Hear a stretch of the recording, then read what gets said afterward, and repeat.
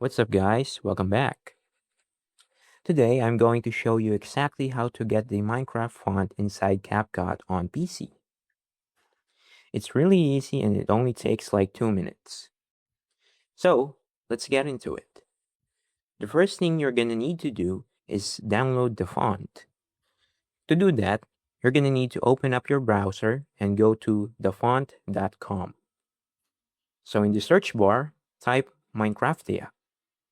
So that's the actual name of the font. Click on the font, then hit the download button. After that, it's going to save as a zip file. So go ahead and extract it. Just right click and hit extract all. Now open that extracted folder and you'll see a .ttf file inside. So that's the font file. Right click on it and hit install. Windows is going to add it to your system fonts automatically. After that, open CapCut.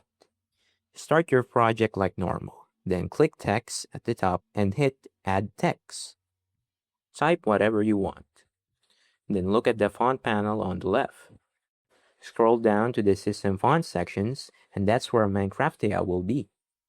Click on it and there you go. There's your Minecraft font right inside CapCut. If you don't see the font, just close CapCut and reopen it. And that's it.